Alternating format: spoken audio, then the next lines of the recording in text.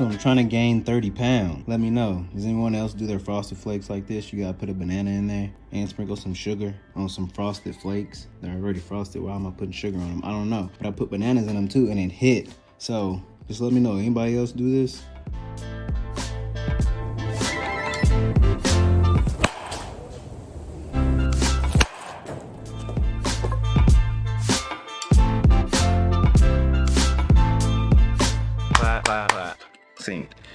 Welcome. I am the FX Savant, and in today's video we'll be doing a trade breakdown on EURNZD. How I was able to find this trade idea worth a 3R, currently sitting risk-free using multi-time frame analysis, and I'll let you guess the next one. You got it, structure the right way. But first, let me go ahead and show you right here in the paid Telegram chat. This signal was entered right there. Yes. And if you'll do me a favor, click the thumbs up, subscribe, notifications are on, and while you're down there in the description, click the link. It'll take you to the free Telegram. Now, this trade that we're about to break down was sent to not only the paid members in the group, as you saw at 3 o'clock, 3:18 to be exact. It's 7:15. Thanks. But this was also entered into the free chat, which is in the description. So click the link, send signals over there as well. With all that said, let's get into the video. All right, so you see this little 3R position. Let's get into it. Let's clear the charts, eh? So what do we have? What do we do? The only thing we know how to do is multi-time frame analysis and structure the right way. So we started out on the monthly. On the monthly, what do we have? We had recent support, now turn resistance. Where? Right here. Market moving down after this M formation. Double top. Moved down. Found support here.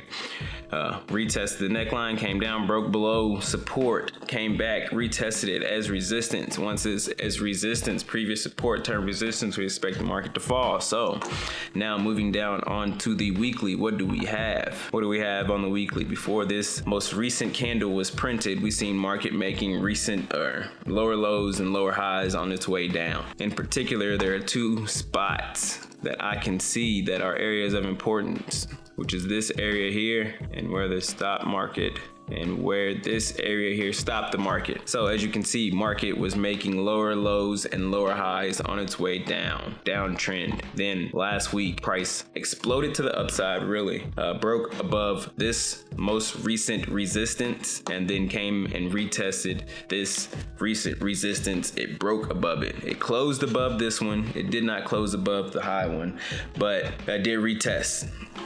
So what do we expect there? I expect the market to retrace. After an impulse, we need a retracement. So what do we have? Let's go back. And I'm gonna actually go back, replay mode, because this is what I was looking at. So what do we have? On the daily, we had an impulse. After an impulse, what do you expect? You expect a retracement. Now, we don't predict the market, we react to the market. So I'm not just gonna say, oh, the recent impulse is enough. Let me go ahead and just short the market here. No, I'm gonna wait and react and wait for the market to show me that it actually does want to retrace. But on the daily, what did we have? We had an impulse after we had broke structure to the upside. We actually broke this most recent high. So after that, we broke it to the upside, came and retested this other structure, this other resistance, this other support, now turn resistance. And what do we like to see after an impulse is a correction. After a correction, you want to see, or after an impulse, you want to see the correction. You want to see the correction. For me, where do you want to see the correction come to? I want to see the correction come to possible areas of confluence, which is more than likely in this instance, after this W formation, we see it explode to the upside. We want to see it come retest the neckline. The neckline is more likely lining up with the 618. So if we can see the market wants to retrace, wants to correct itself, wants to come back and grab some liquidity, where would it most likely stop at? It would most likely stop at somewhere around here if it does give it to us. So before we can just say, all right, let me just sell from here, take profit here, stop loss up above, we want to make sure that that's what the market is actually giving us. So after we go on the daily, what can we see? We see indecision at the top. That was also represented on the daily by this tweezer top, railroad, whatever you want to say. Two candles right next to each other that are the exact same size, but they're different colors. So if we drop down to the 4 hour, after we've gotten our directional time frames are the monthly, daily, and weekly. The monthly, daily, weekly we use to determine the direction of the market. So once we drop down to the 4 hour and the 1 hour and the 15 minute and those smaller time frames, those are your entry time frames. And on your entry time frames, you just want to see some break of structures. So on the 4 hour, what are we waiting for? We're waiting for the market to give us a correction after this overall impulse. Now the market came up here and retested this area, and we're starting to see some support or some resistance, excuse me. We're starting to see some resistance as well as support in this area. So we have resistance here, and then we also have some support right in here. So the market is ranging as we identified already. And what do we want to do? We know the market is overextended to the upside. It can't go in one direction forever. So when the correction comes, when we start seeing a shift in the market, we like to get in on a sell in this market until we see price either get rejected from this area or show us any otherwise terms that it wants to continue bullish. So on the 4 hour, what do we wait for? We wait for a break of structure. Well, what do we get here? We don't necessarily get this candle that breaks the structure. This candle does form the candle that the next one is supposed to fill in the wick. So let's see if we can take advantage of that knowledge and drop down on the hourly time frame and look for a better snipe entry if we can find one. Wow, this candle broke below the structure. Okay. Wow, now we got lower lows and lower highs being printed on its way down, breaking structure to the downside. If that isn't a signal to go ahead and get into this market, to the downside, if it's showing you bearishness to the downside after we've been overextended and we want to make a correction, we have plenty of room for a correction down to the most recent resistance that we want to turn it into support, which is the neckline, which is what we've identified down here. What can we do? We can say, all right, well, the market just impulsed. Let me find a good place to get in on this market after an impulse. What do we expect? Even on smaller time frames, it doesn't just have to be larger time frames. We can expect the market to give us a retracement. Okay, so here's a prime example of how you put your Fibonacci as the market is creating the impulses. So now the market gave us this impulse and starting to pull back. So I drew my Fibonacci from the impulse, from the high to the low, which is exactly the way you do it. And then you wait. Okay, market is pulling back. The market closes above the 786. I don't necessarily want to get into the market right away per se. I want to see what it gives us. Okay, so the market, oh wait, I got in on the 15. That's why it looks weird. We were down on the 15. So disregard that part about the market. So we were here. So the market here creating impulses to the downside. So what do we expect? After an impulse, we expect a correction. So once the market starts to give us a correction, we can then go down on our 15-minute time frame to find us a better entry. To get the most snipe of the snipety snipe entry is like y'all like to call it. But for me, I just call it routine. So we get a pullback to most recent support, now turned resistance on the 15-minute time frame. This area all in here is previous support, now turned resistance. So if we play it forward, we can see price breaks above and then immediately comes back in, giving us a false breakout with a bearish engulfing candle. Not that candlesticks really matter, but this candle is bigger than this candle, and we are in this downtrend creating lower lows and lower highs. So this could be the start of this move to the downside. I said, hey, with the information we've already explained, let's go ahead, take our shorts. We'll get in somewhere in this area. We'll put our stops above the level, and then you know what? Our stops are based on smaller time frames, but our TPs are based on higher time frames. So since we went on higher time frames and found that this is most likely the most recent area of previous resistance now turned support, the market wants to go hunt. We can. And what was it, a 299? We'll say it's something like this. I mean, it really is. Let's not be exact about it. I mean, we don't have to for say we're already risk-free on the trade. So price was in this area at 3 o'clock, 318 to be exact. Let's put this sell on. We'll put our stops above the area, above this major support, now turn resistance. We've already got a break below. We retested it. Now we're starting to move down. We want to go ahead and retest down here is our premise behind this trade. So as easy, as simple as that is, as fast as I can run through this, just like clockwork, that's how it needs to be. It needs to be consistent. The way that you do and the way that you analyze and go about your trading every day needs to be the exact same. It needs to be so repetitive that you can just go through it. You already know what you're going for. You already know what you're looking for. I'm going on the monthly time frame. What am I looking for? I'm looking for the most recent reactions price is having. Is it moving down or is it moving up? And then what am I doing? I'm dropping down on the next time frame, on the weekly time frame. What's price doing down there? Is there any type of pattern? Is it moving down or is it moving up? Did it just retest some level that is very important? What's going on? Same thing on the next pair, on the next next time frame. On the daily, what's going on here? Is price moving down or is it moving up? Are all three of these time frames in alignment?